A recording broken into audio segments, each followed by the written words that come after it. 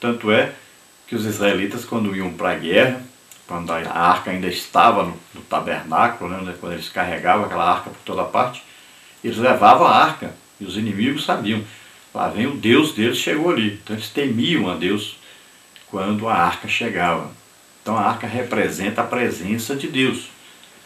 E nós vemos então que o acesso a essa arca era proibido no Antigo Testamento. Então o culto era prestado, mas não se chegava à presença de Deus. Tinha um véu, só o sumo sacerdote uma vez por ano entrava ali para prestar então aquela oferta pelo pecado do povo. Então só ele podia entrar uma vez por ano, e não sem sangue.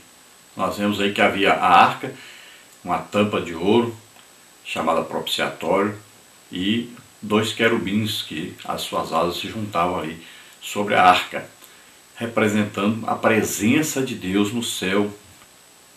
Então o povo deveria prestar um culto a Deus, mas o povo deveria se chegar a Deus. Mas o povo vivia em pecado, não tinha o sentido de adoração, não queria prestar um verdadeiro culto a Deus. Então era proibido ao povo entrar.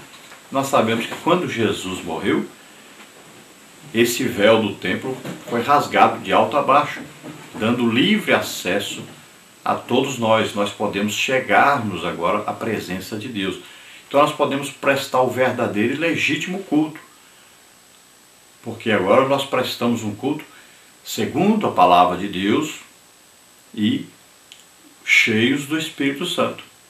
Nós agora podemos penetrar o véu, podemos nos chegar até a presença de Deus, falar diretamente com Deus. Então esse é o culto agora esperado no Novo Testamento, que não era possível no Antigo Testamento. E o autor aos Hebreus fala que sem sangue não há remissão.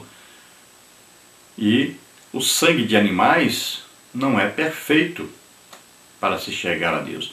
Era preciso um sangue humano oferecido voluntariamente. E Jesus prestou esse culto voluntário e perfeito, levando o seu próprio sangue. Então, nós entramos na adoração, na presença de Deus, através de Jesus.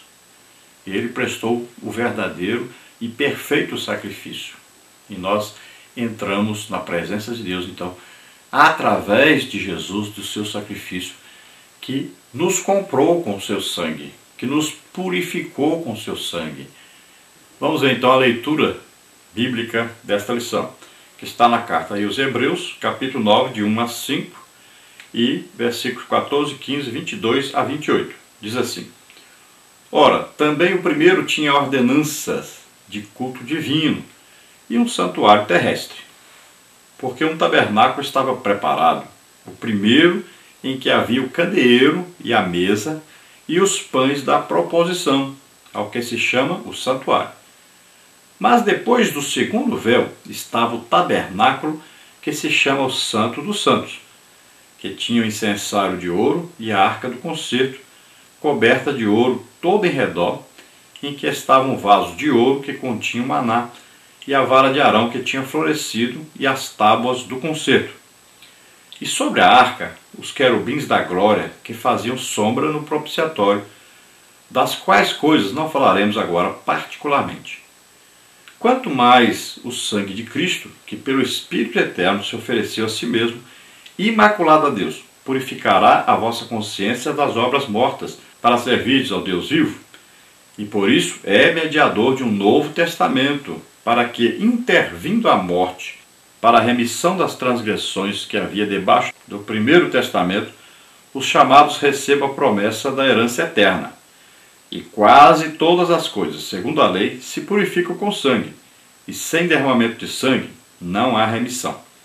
De sorte que era bem necessário que as figuras das coisas que estão no céu assim se purificassem, mas as próprias coisas celestiais com sacrifícios melhores do que estes. Porque Cristo não entrou num santuário feito por mãos, figura do verdadeiro, porém no mesmo céu, para agora comparecer por nós perante a face de Deus. Nem também para si mesmo se oferecer, muitas vezes, como sumo sacerdote cada ano entra no santuário com sangue alheio. De outra maneira, necessário lhe fora padecer muitas vezes desde a fundação do mundo.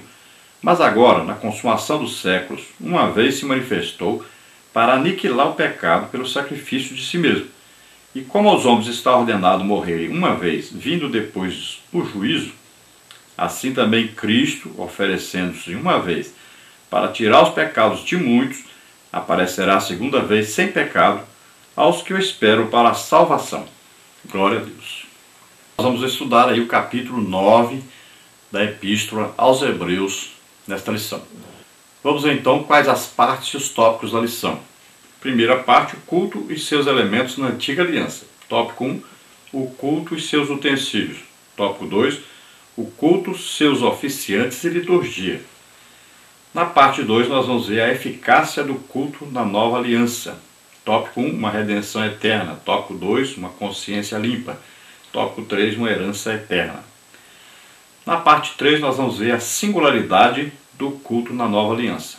Tópico 1, o santuário celeste. Tópico 2, um sacrifício superior. Tópico 3, uma promessa gloriosa.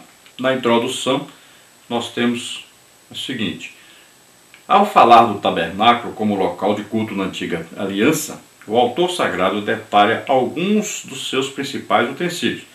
Ele mostra que tem em mente o culto quando usa a palavra grega latreia. Essa palavra é usada em outros trechos, como Hebreus 9, 1, 6, 9, 14, com o sentido de adoração ou serviço sagrado.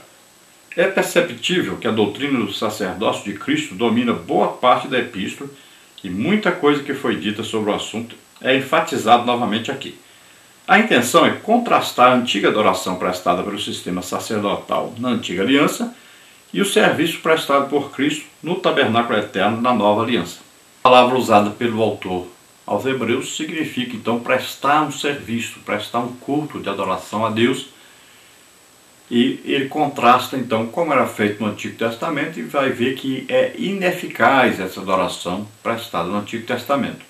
E essa adoração nunca chegava realmente à presença de Deus, porque tinha um véu no templo separando, né, o Santo dos Santos, onde estava a presença de Deus, do restante do tabernáculo, do lugar santo, onde tinha ali a mesa da proposição, o altar de incenso, o candelabro, e separado também da parte exterior, que se chamava átrio, cercado ali por um murozinho chamado soreg.